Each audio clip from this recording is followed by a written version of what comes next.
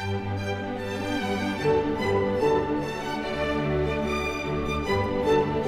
name is Elizabeth Wuermer.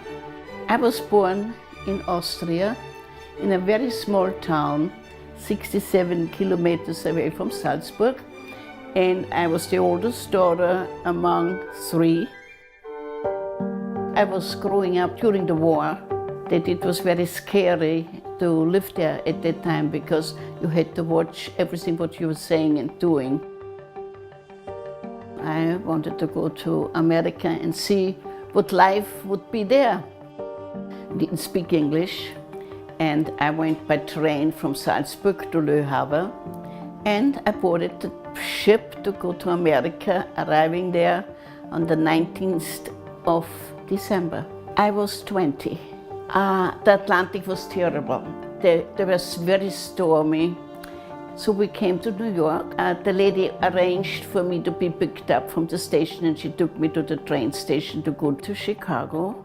When I arrived in New York, I was so many people, and I was frightened, and I didn't know where to go. This was the only time I was really scared. I was there, and I didn't speak English, and all these people around me. It was momentarily I was frightened, but I usually don't get frightened about things like that.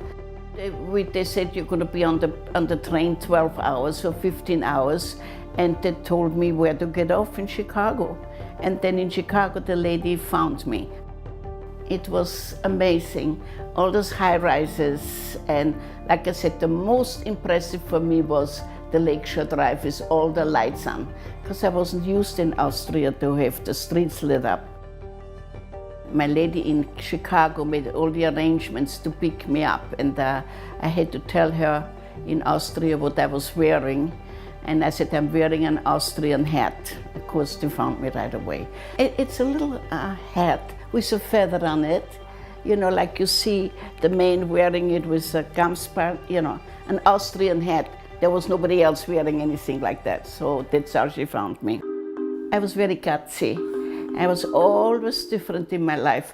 If the stream goes that way, I would go the opposite way. And this, with me, that's kind of always being different. And then Christmas wasn't far away, about 6 days or so.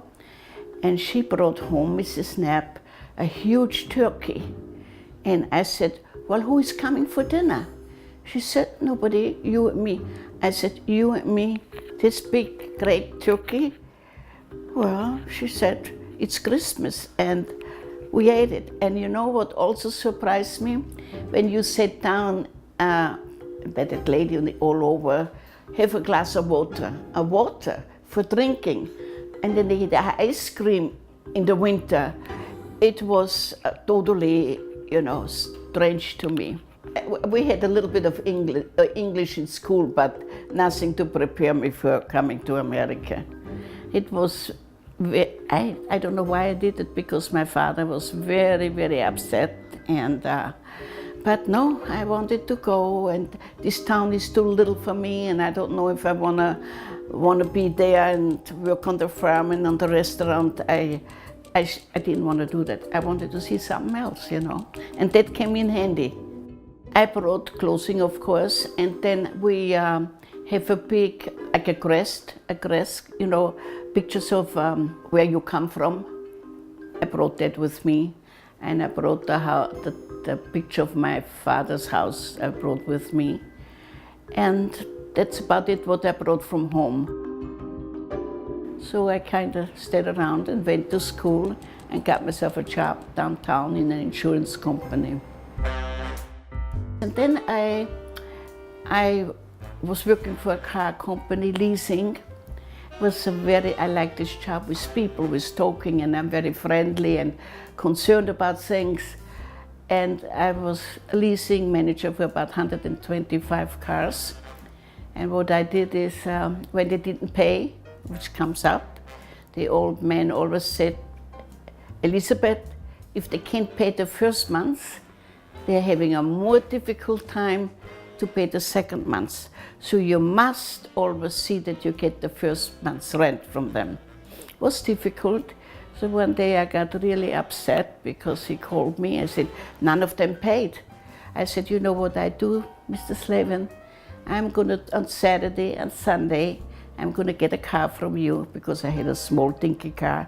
You don't go out when you're managing the cars with a little thing. I said, I borrow your car, Cadillac. I take a Cadillac from the shop, and I visit those people in their houses in Highland Park, which was top notch. And so I called up those people. I said, I'm going to be in your area out there. Would it be okay if I come by and we discuss your car? They said, sure. So I came in there. Nobody ever did that for Mr. Slavin except me, because I was very responsible. I felt it was my business. And then as we sat down and we discussed why they didn't pay. When they don't have money, then you just pull the car. But most of it was our service department wasn't any good. And you know, there was dirt. They didn't clean the cars up, they didn't wash the cars. And so I told it to Mr. Slavin, to the boss. I said, the service department has to shape up. And they shaped up, and the boss was very mad. Woman, you know, I'm a foreigner, can't even speak English. No, I have to listen to what she says. But I got through to them. And every time a car went out for a loaner, I inspected the car. And they didn't like it at all. 1997, I moved to Marco Island. I was retired by that time. And I lived in Hideaway Beach. It was beautiful, Marco Island. Lots of German people, lots of friends there. So I came to Shell Point. Nothing I thought would be like this. I mean, swimming pools, high rises, top notch. I loved it. It was a good move. I don't think anywhere else would have been like this. Love it.